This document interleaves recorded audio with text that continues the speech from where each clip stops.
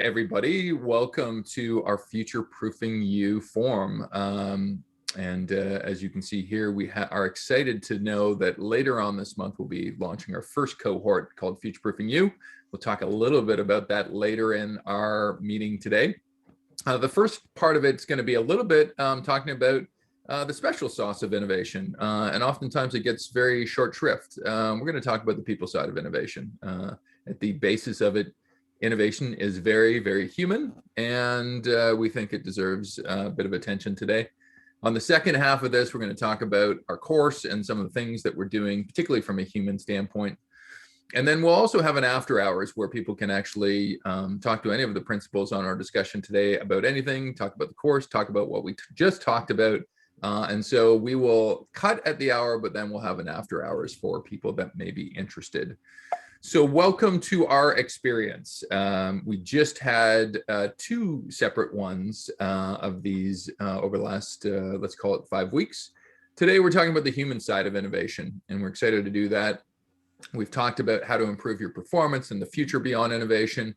We are also experimenting ourselves. Innovators should innovate, right? So we will be on Clubhouse this week. So at 4:00 p.m. Pacific time, if you go to the Future-Proofing Next room, we'll be on Clubhouse, and we've got our tech in order, and we're going to try it out. We'll see how it works. So, and then it all leads up to March 26th, where we'll be launching our first cohort of executives going through our Future-Proofing You, and we're excited about that. Our ongoing mission, and this comes through our book, it comes through our education, and it comes through this hour today, hopefully, is that we want innovation and change to be better, bigger, bolder, and simpler. That's it. And hopefully that comes across today. And we think that has a number of different connotations. This is almost like the Las Vegas machine, where pull a lever down, get one of the red, get one of the gray, get one of the black, and hopefully we can deliver all of those things for you. I'd love to introduce my fellow co-hosts. We are true partners in crime and innovation on this one. Andrea Kates, my cross-industry revenue accelerator. Welcome into the forum today, Andrea. Great to be here.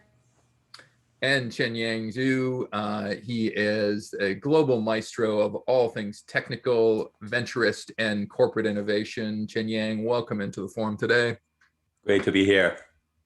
All right, well, let's get into a conversation on this. And I've got to tell you, like, you might think we build these presentations like weeks ago. I saw this documentary last night, and it blew my mind away. The best thing I've seen on Netflix in the last year. It's called The Most Unknown. Really great cinematography, great concept, where it handed off from one scientist to the next scientist, and they both shared their experience, so which was really interesting.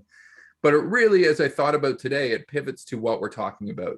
There are people in this documentary that, there's one guy that's trying to discover dark matter. He spent 20 years doing that. He doesn't even know if dark matter exists. And so I really do think it sets the tone right in terms of this human quest for discovery and progress, even in the absence of knowing what the result might be, which is really what a lot of corporate innovation is about. One of my favorite presidential quotes is Teddy Roosevelt. I think he nailed it here. I think there should be like an innovation manifesto almost, and that we sometimes overvalue critics versus the actual practitioners that are aiming valiantly to get it right, oftentimes doing it with some errors involved, but hopefully kind of pursuing great goals and knowing that even though sometimes, and we all know it, I've been there in corporate landscapes, innovation can be a pretty lonely place. You know, everybody doesn't like that change that doesn't work, right?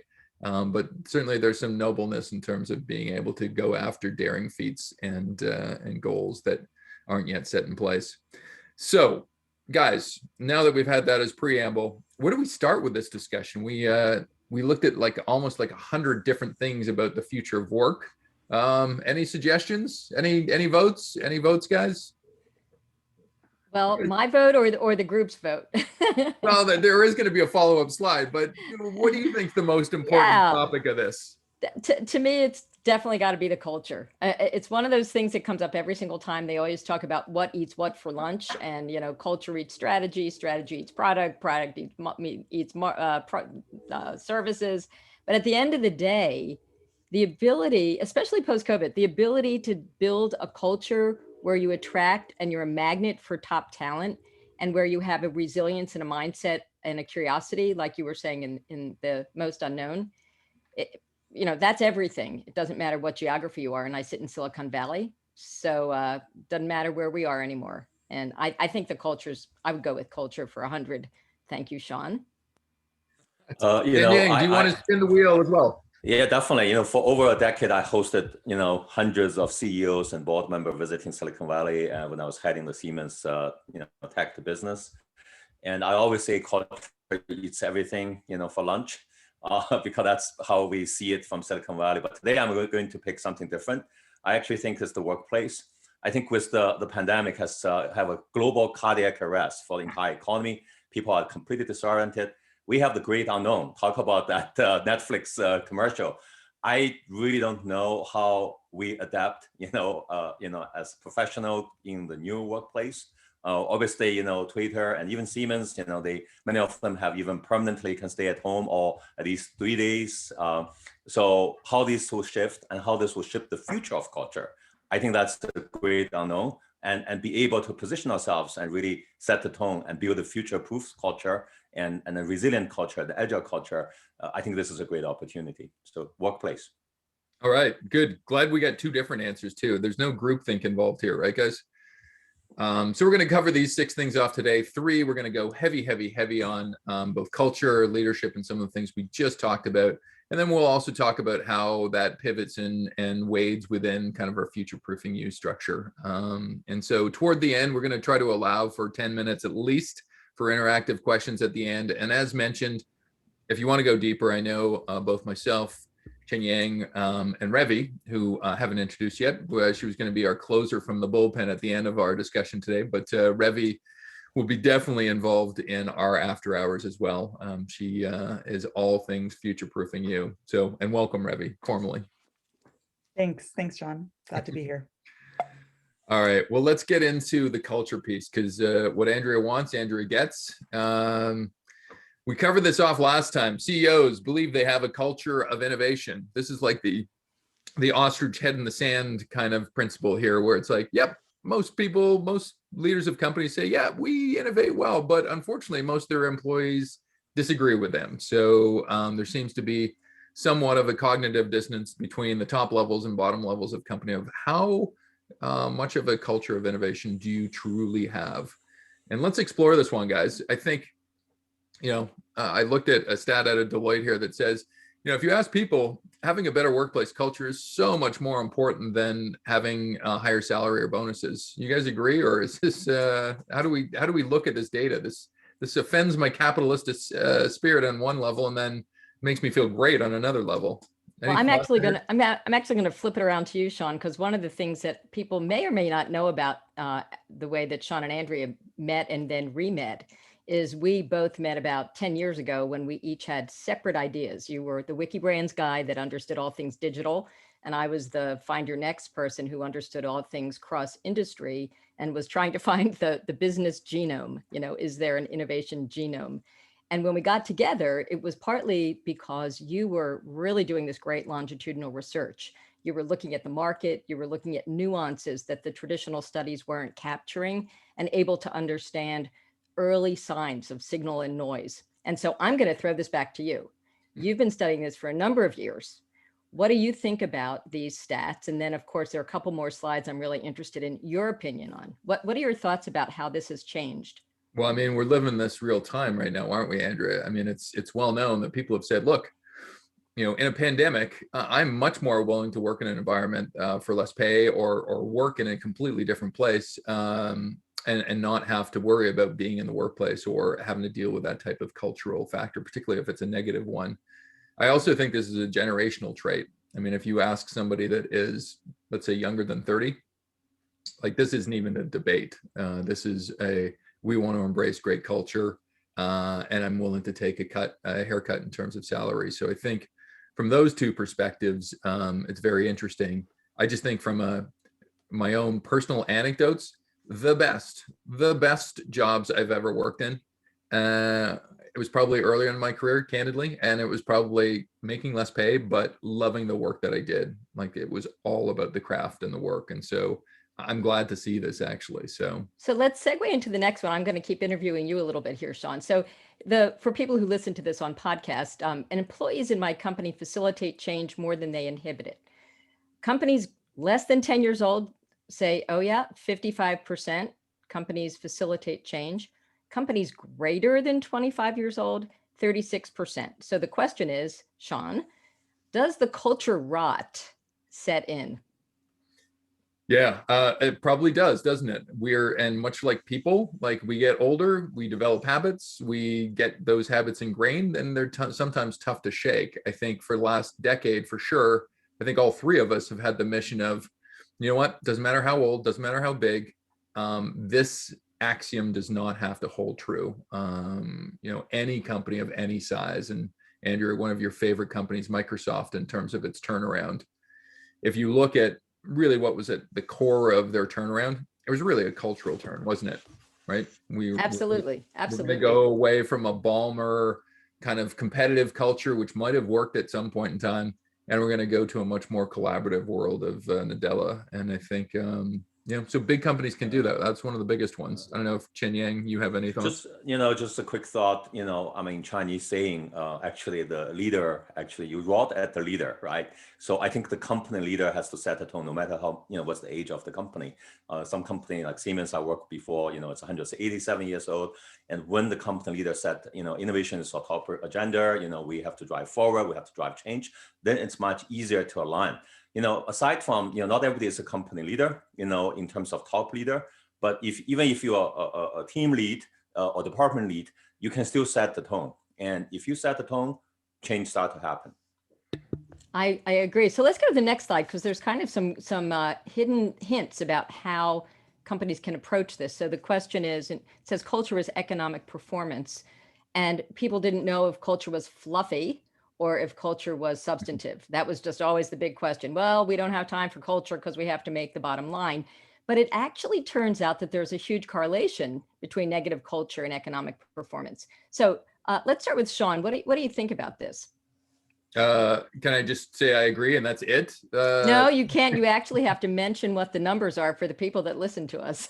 Well, yeah, no, I mean, these are pretty profound ones. If you look at, if you don't have a digital culture, if you have a siloed mindset, and if you have an aversion to risk, that is an extreme impact on your bottom line in a company. So to your point about fluffiness, Andrea, culture is not fluffy. It may be tough to measure at times, and it may be like Jell-O, tough to actually form and shape and mold, but it is crucially important. And I think what these three indicators to me suggest is, I think corporations should not imitate the startups, but when it comes to culture, and particularly from a culture standpoint, imitating a startup and a digital one at that is probably not a bad strategy. If you look at all three of these things, if you're a company under 50 people living in a digital space, you probably have none of these attributes whatsoever. And so, there's probably a shorthand rule there, Andrea. So I'll get to Chenyang on the next slide. Why don't you move to the next slide, and we'll talk a little bit about the final kind of punchline on this entire chapter, where it talks about digital culture's innovation. We call it plus performance.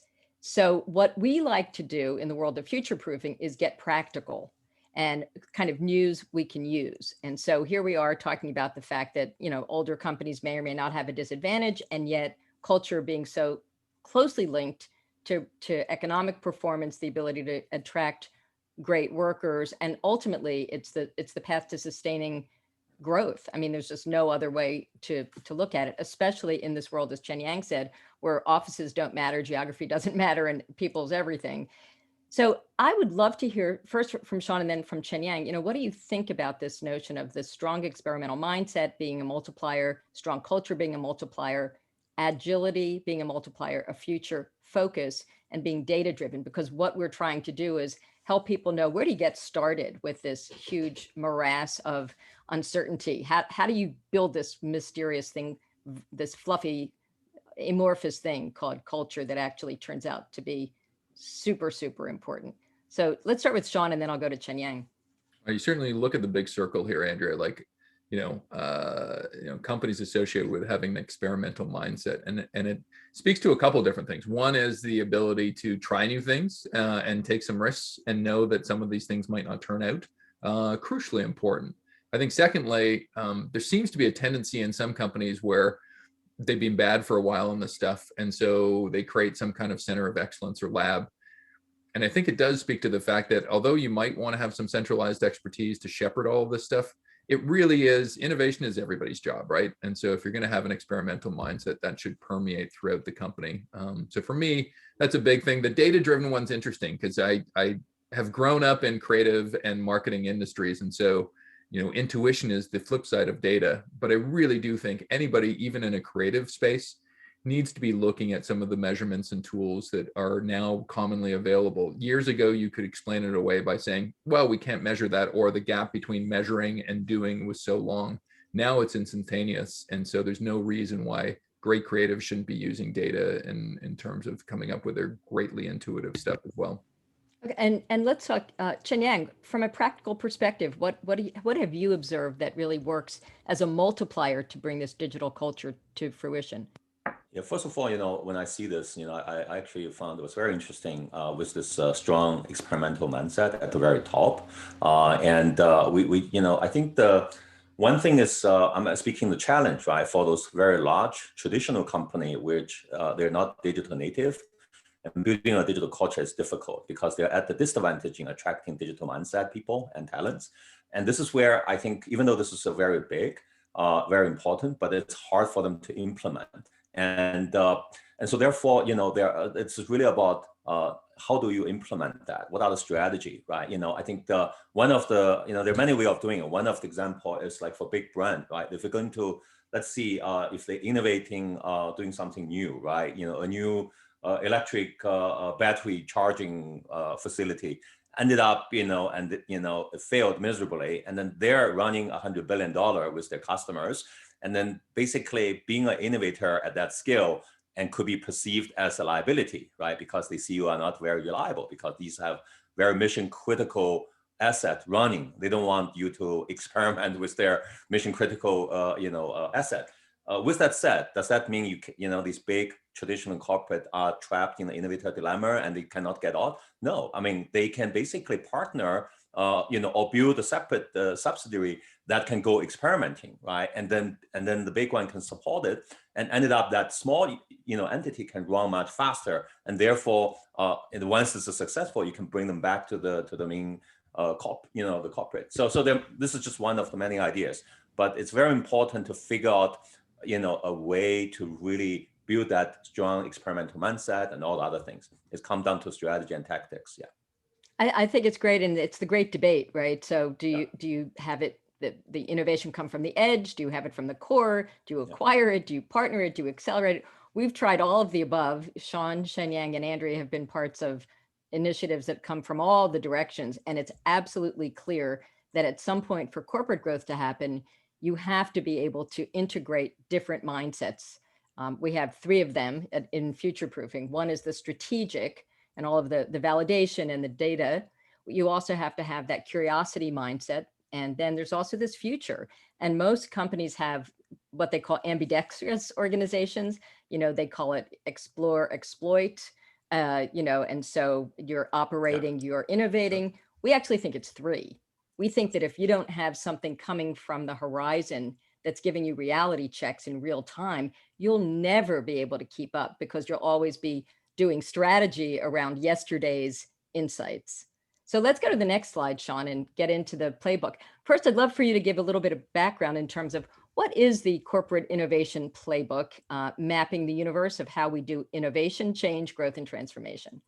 Yeah, if there's an origination story of Futureproofing, and we're looking back 10 years from now, it's like one of the seminal moments was we did a piece of research back in 2019 that was quite informative in terms of how practitioners are actually putting their pants on and going to work. And so this was a study that we did. I think we've got some of the answers to this study, Andrea, that we're going to wade through and talk about, because I love not yes, no questions, but floating scale questions. So I think we've got about 5 floating scale questions where we ask people.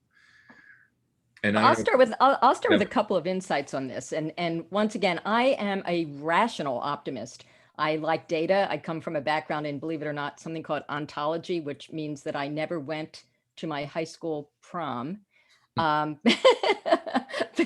I was that, kind of bookish girl. But that said, data matters. You have to be able to look rationally at the world. At the same time, here's a question, challenges for a CEO. You've got the human capital, you've got the innovation. Everybody's like, oh yeah, we definitely want innovation. We definitely want human capital. Punchline on next slide is, oh my goodness. Like, it turns out that based on a Harvard study, talent management and evaluation is only ranked 20th or 21st of the top 23 corporate functions. And depressingly, innovations ranked 18th or 19th in terms of performance. How can this be? So I was recently interviewed for an article that asked, what is my why around future-proofing and future-proofing you? I mean, we have got to change this. This is my rallying cry, right? How do we change this? How do we change it? So next year, we're sitting there going, we did something. We moved the needle. So let's go to the next set of insights where we start the sliding scale. And I'm going to ask Chenyang and Sean in rapid fire. So the first one is, what type of background do our innovation leaders come from? So first we'll go to the fact, and then I'll ask for your comments. Fact is, 53 is right in the middle between, on the one side, industry-specific domain experts, on the other side, overall general business acumen. So generalist or specificity. So Chenyang, let's start with you. What have you seen innovation leaders, where do they land, and what does that mean? I'm kind of biased. I come from a tech company, and I do think there are more industry specific and domain expertise people leading the innovation than the one who have on the business side. With that said, I firmly believe that the really effective innovation leader need to have both. And whether you start from technology, rotate to a business role, or business role rotate at least to managing technology from an interface level, I think that's very critical, because in the business you have to connect both. And the technology alone, domain expertise alone doesn't create value. Business alone, doesn't really drive innovation alone. And so you really need a connector. You need somebody to really get in touch with both. Great. So let's go to the next slide, and then we'll let Sean weigh in on the next one. So the next one is, how pioneering or measured should our innovation leaders be? And once again, as Sean said, we love sliding scales because we don't think that it's a binary. So what attributes does your company's innovation leadership currently exhibit? On the one side of the sliding scale, measured approach, smart following. On the other, pioneering approach, first to market. Sean, thoughts? I like where the consensus view is on this one. I think too far pioneering, and you're on the bleeding edge of stuff where it's like you're the first one that comes out of the bunker and gets shot. You want to be the second one coming out of the bunker and actually not get shot. And so on this one, I'm in line with where the consensus was of the people that responded to our survey, that you do want your innovation leaders to be pioneering.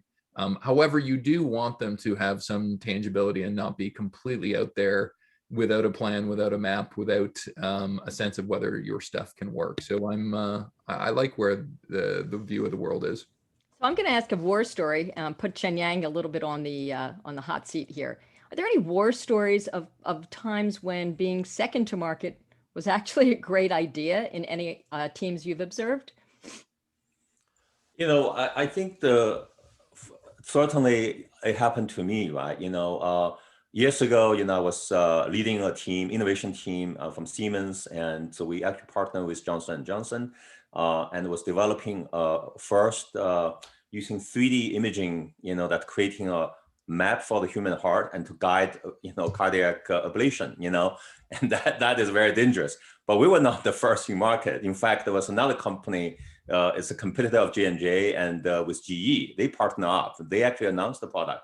But in the end, 3 years later, they couldn't deliver because there was so much risk.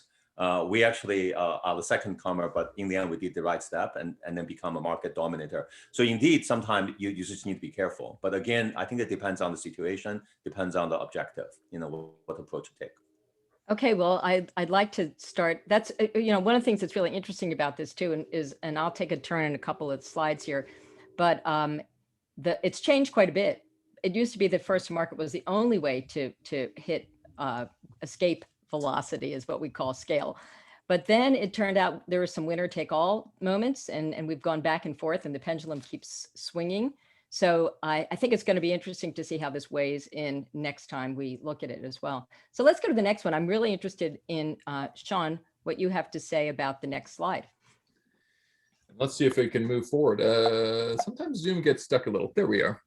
So I'll read it and then I'll ask you to weigh in. This is really very much in the sweet spot that I think you uniquely have, the balance between leader focused on markets versus products. It says 57, so it's coming in at the middle. What do you think about that? Yeah, I have a slight proclivity to wanting to be driven by my market and audience, and to something that you had mentioned earlier. A lot of what's driven by the future is the market and audience.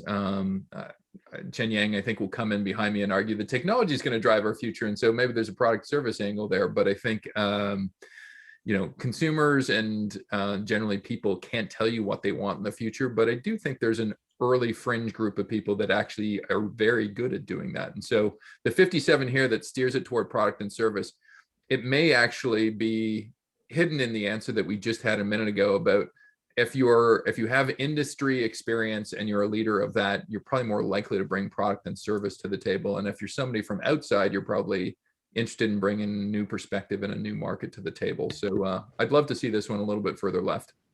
I'm going to weigh in on this, and then I'll let Chenyang weigh on the next one, and we'll move on in a second. I remember running an initiative that was in conjunction with the National Science Foundation, and I was really lucky to be looking at commercialization of early stage technology in 56 universities and research labs. And I lost $20 bet after $20 bet because I kept betting on what we now call the stubborn geniuses, the people with the patents, the people with the deep insight, the people with the product that was fantastic. And it's kind of like a beta, like a VHS versus Betacam. I kept betting on the technology. And I was so disappointed because I realized that technology or product in a vacuum without the understanding of the customer value proposition was basically a losing proposition. And I also saw the opposite, right? If you just had a great value proposition, but you couldn't make the technology readiness level at least a 9 or a 10 out of 10, there was, you were going to be killed. So I started realizing that those two were important. And the big future proofing aha that I realized is that there was even something missing from this duality, which is business model. Because you can have a great product, you can have a great product market fit, as we know from lean startup land.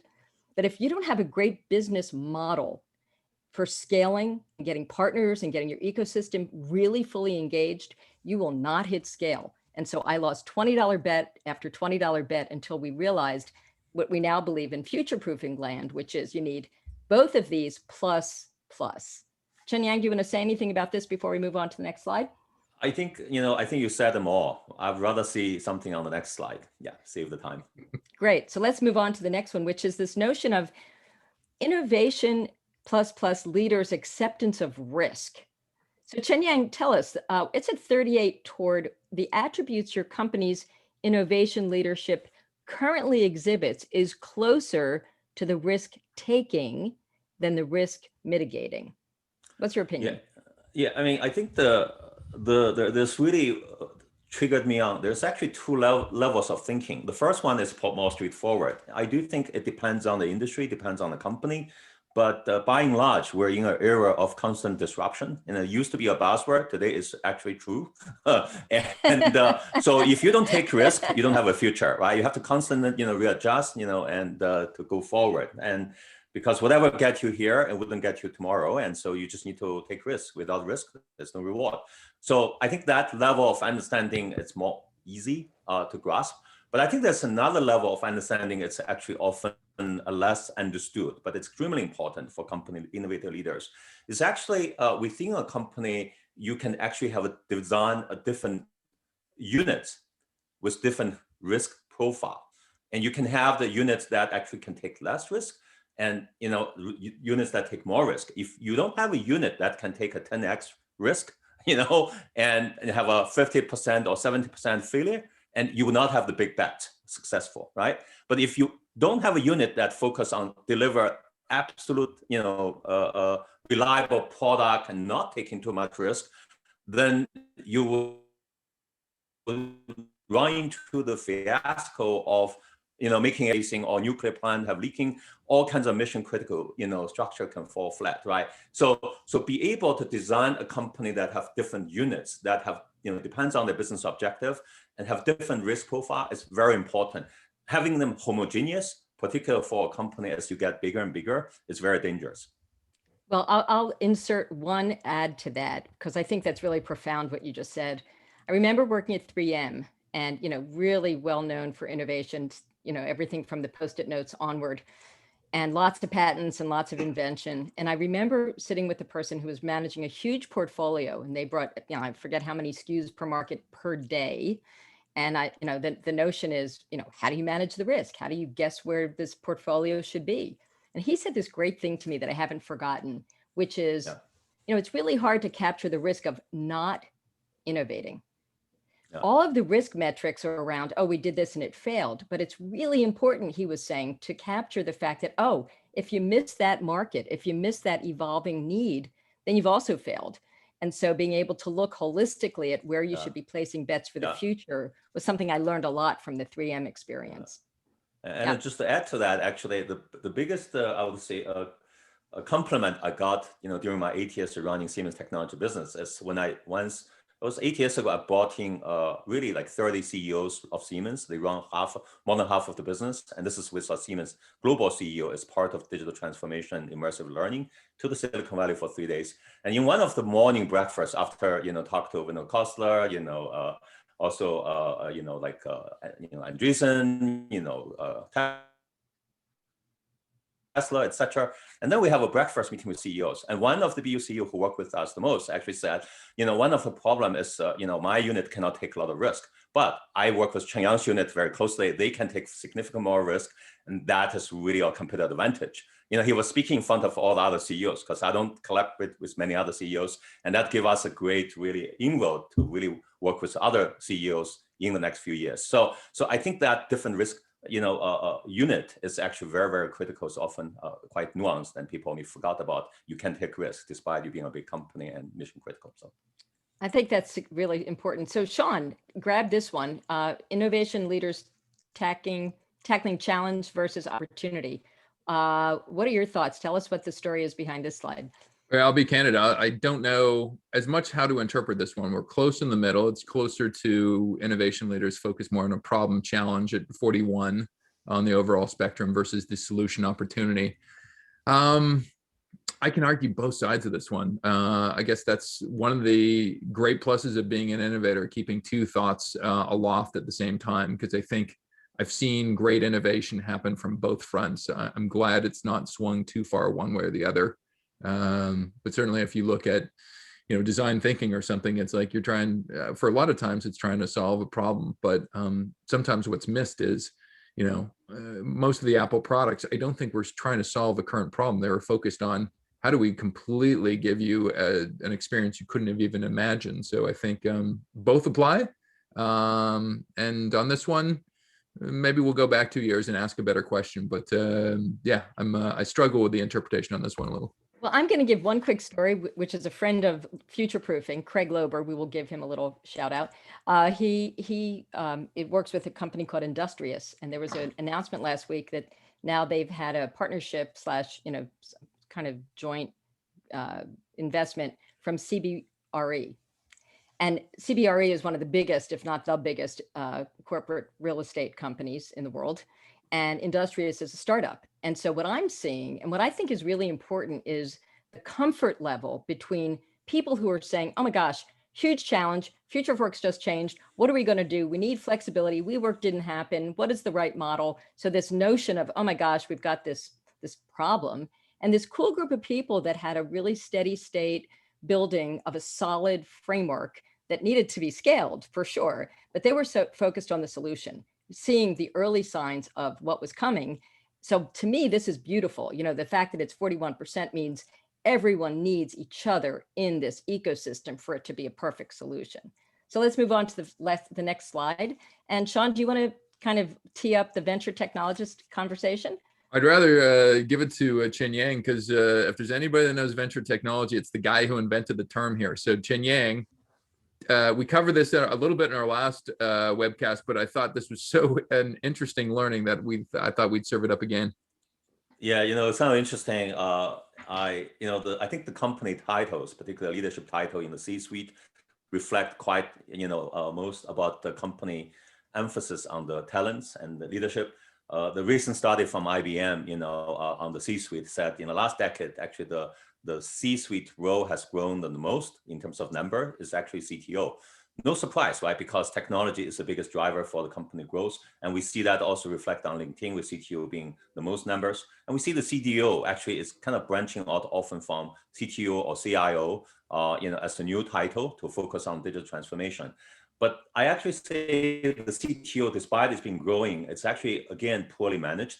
We see a lot of companies promoting their top engineer or technologists to the CTO role who have no business acumen and experience. And that often leads to disaster because they're more siloed thinking, looking at technology. It's not enough to drive things forward. And we actually coined the word of venture technologists 23 years ago at Siemens. I'm glad to see there's more and more people adopting that. And nowadays there's 1,500. It's still a very small number, but I think we'll be growing. And because with venture technologists, the focus is really not about technology alone. It's really focusing how do you use technology in driving as new venture, new business, and creating business value that will be sustaining, long-lasting impact for the future, of the company and the society. So that's why I think this is a new role that I'm really passionate about evangelizing that for all the corporates around the world. And I thought we'd profile a couple of different roles. My background, I used to be a CMO at a number of different places. And it's interesting, almost an even amount of head of sales and CMOs that I came across in LinkedIn. But if you ask, and we did in our survey from a couple of years ago, is customer service, sales, and marketing collapsing in together? 87% of people agree to that statement. And so I kind of almost look at the world where maybe there's somebody called a chief growth officer that integrates all the external functions of both a company and potentially innovation together. And maybe it's a chief growth officer. So I am beating that drum for integrating the external face to a company. And I think, Andrea, you might have an internal integration face that you might want to speak to. Yeah, there's something that's really interesting. And as we said earlier, culture did not used to get its day in the sun in the old view of business strategy. It was viewed as a nice to have. But what's really interesting, and I think a lot of this is a couple of things that, we had Amy Edmondson on our Inside the Author studio, and she wrote a book called The Fearless Organization. And every place we went, whether it was Latin America or the Nordics in the days when we were traveling on airplanes right before COVID, people were quoting the Fearless Organization and this notion of psychological safety. I mean, people, I remember Ashok Swami at Saxo Bank, I said, what's the secret to your innovation here? Lots of technical stuff and fantastic new product development. He said, you have to create a culture that allows people to be fearless and create a sense of innovation where there's curiosity, but there's not punishment for things when they might be a bit unconventional. I won't say they fail. Now, there are lots of cultures where we work, both when we worked in Dubai in the Middle East, as I'm not trying to stereotype, but there's some cultures that are not really comfortable with, quote, fail fast. And I agree with that. I actually think that this notion of experimentation is good. So how do you create a culture where you're allowing people to stretch and, as Chenyang said, have different metrics apply to different divisions so that you can have some breathing room for the new, for the emerging, for the future-proofed. And that to me is really encouraging that there's already 4,300 people as chief culture officer. I think the other thing, to be quite honest, is the diversity and inclusion piece. Not just because yesterday was the International Day of the Woman, but because there are so many places where the culture has to be more inclusive. Everybody knows diverse perspectives is the only way to challenge status quo. And so I believe that this is all part of it. And I'm super excited that we're starting to see culture taken very strategically. There are facts that prove that doing this strategically, whether it's through Amy Edmondson's work or through Matteo Rissi's work, Talent and Rebels, you need to be comfortable building this kind of culture. Okay, so I'm going to throw it to you, Sean. So how many people on LinkedIn today, as of March 2021, have the title Chief Future Proofer? Well, the reality is none. We're starting from zero.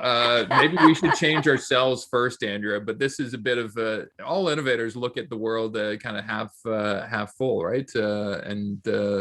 So I've got a beer bet with Chenyang that he started up venture technologist and got 20,000 people to become venture technologists over what 15, 20 years. Chenyang, we're going to get 20,000 future proofers in a shorter period of time. That's the only commitment right now, but I think for a variety of reasons, strategy is, I mean, innovation is just not strategy, it's delivery. R&D is just not research and development. It's about business modeling and configuring and ecosystems.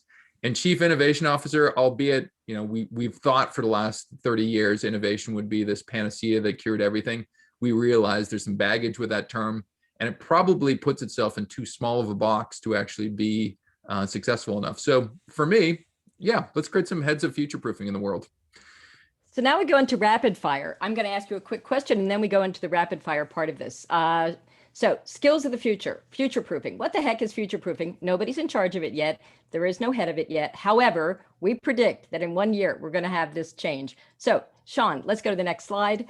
Walk us through this quickly. We've got rapid fire slides to explain everything future proofing. Yeah, we'll skate through these quickly because we did promise a Q&A at the end and to go through our Future Proofing U course as well.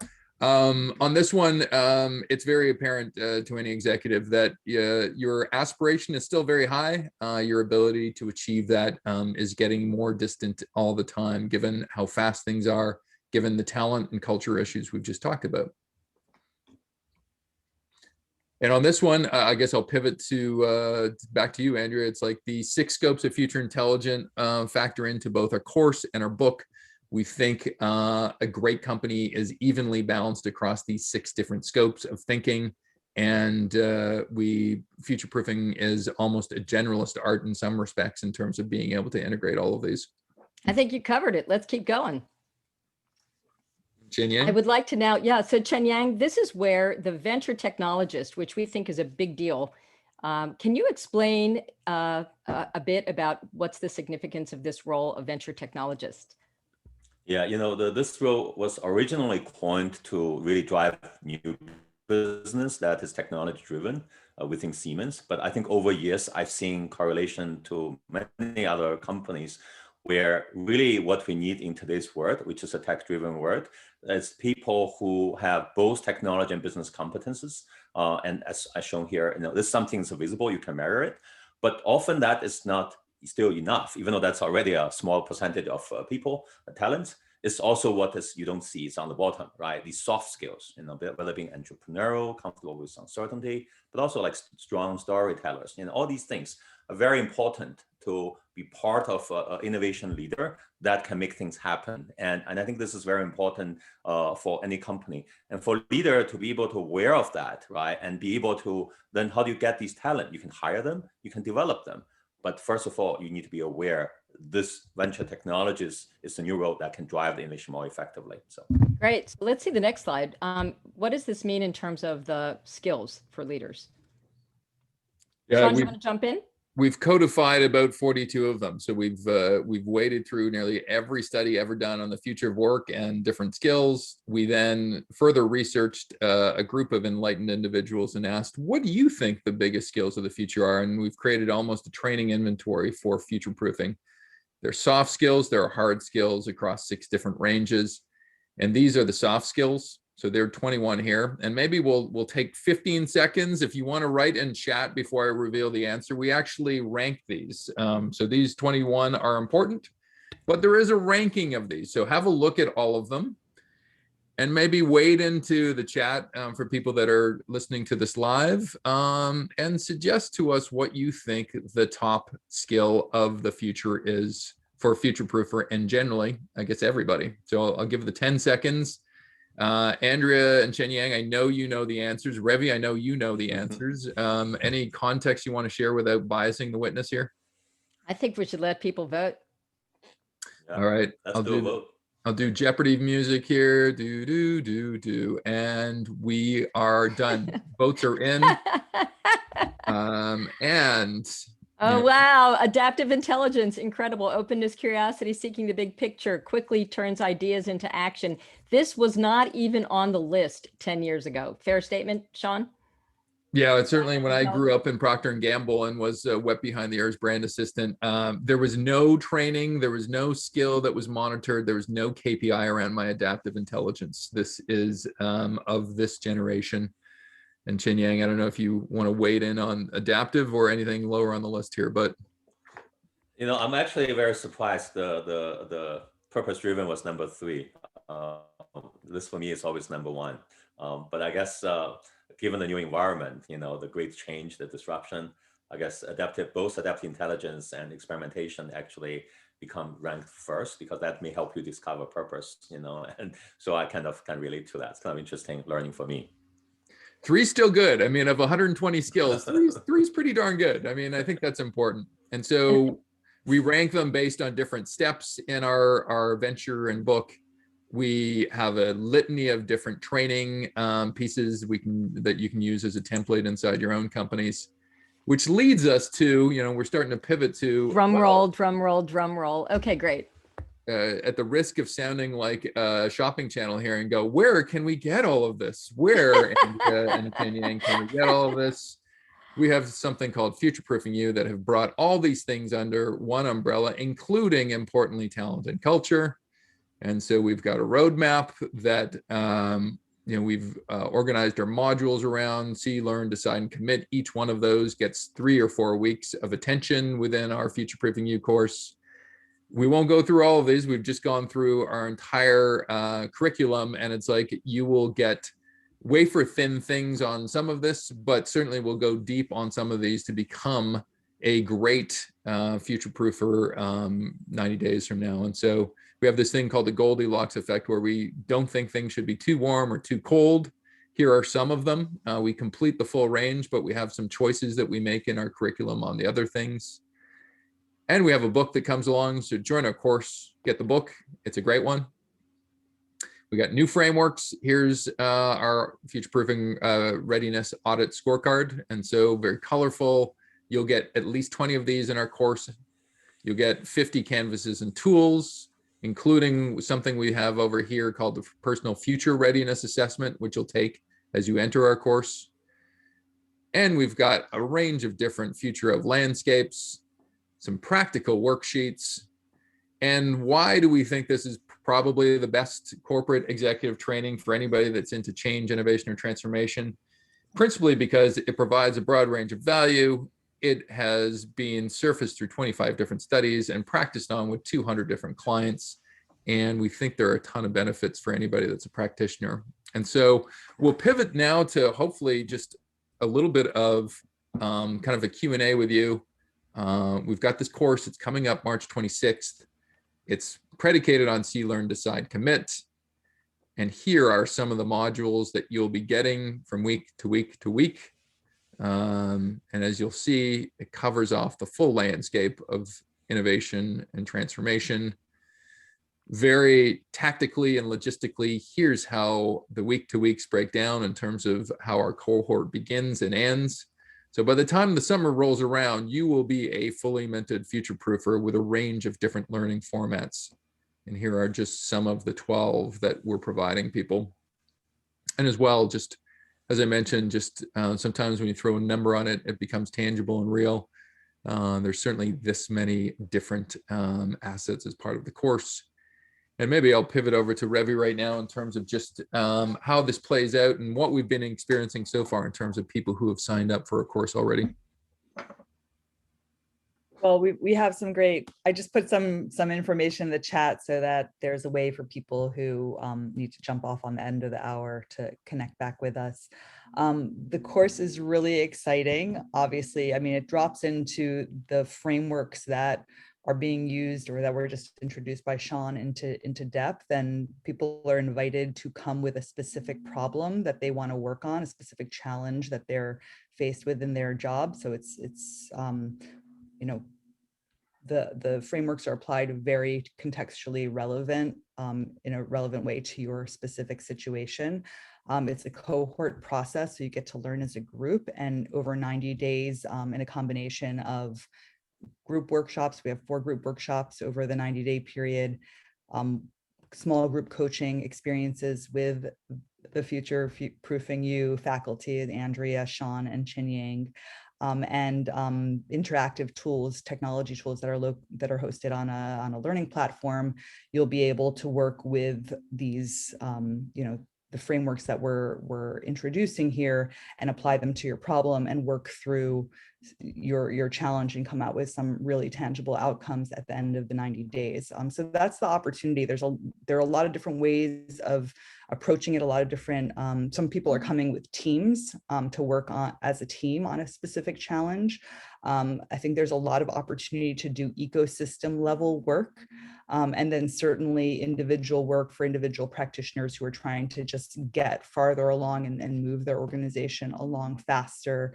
It's kind of a way to just have a much larger toolkit that you can use and apply quickly to cut through the chase. I actually should mention Andrea. One of the things that I always loved about Andrea over the years, and when I would have a challenge in my client site or something like that, I would go to Andrea and she'd say, here, let's pull out a framework, and just very quickly help me get to action. And that is the power of frameworks. So it is a really nice and powerful aspect of what Futureproofing You and Futureproofing Next is offering. So I'm excited to